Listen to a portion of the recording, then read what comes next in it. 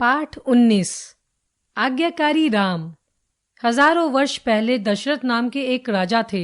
उनकी राजधानी अयोध्या थी। उनकी 3 रानियां थी, कौशल्या, कैकई और सुमित्रा। सबसे बड़ी रानी कौशल्या के पुत्र का नाम राम था। रानी कैकई के पुत्र का नाम भरत तथा रानी सुमित्रा के पुत्रों का नाम लक्ष्मण और शत्रुघ्न था।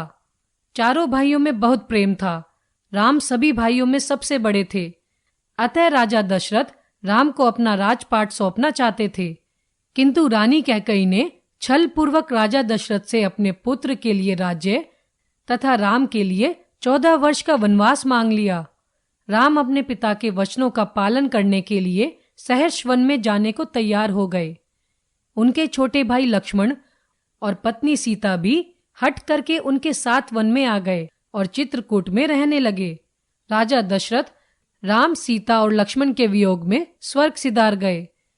जब भरत और शत्रुघ्न को अपने पिता की मृत्यु और भाई राम के वन में जाने का समाचार प्राप्त हुआ तो वे अत्यंत दुखी हुए। भरत अपनी माता के इस कृत्य पर बहुत लज्जित व क्रोधित हुए। उन्होंने राजगद्दी पर बैठने से मना कर दिया। वे अपने बड़े भाई राम को वापस लाने के लिए चित्रकूट गए। उनके साथ तीनों माताएं, गुरुजन, प्रजाजन आदि भी गए। सभी ने राम से अयोध्या वापस चलने की प्रार्थना की, किंतु राम ने पिता के वचनों की अवहेलना करना उचित नहीं समझा। राम ने भरत को 14 वर्ष बाद अयोध्या लौटने का वचन दिया।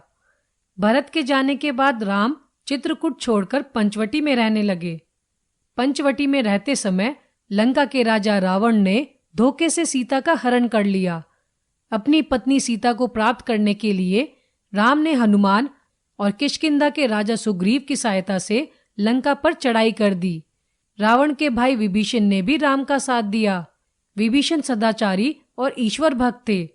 उन्होंने अपने भाई रावण को कई बार समझाया कि वे सीता को सम्मान पूर्वक लौटा दे, किंतु रावण बहुत दुष्ट और दुराचारी था। उसने अपने भाई का कहना नहीं माना, बल्कि उसे अपमानित करके दरबार से निकाल दिया।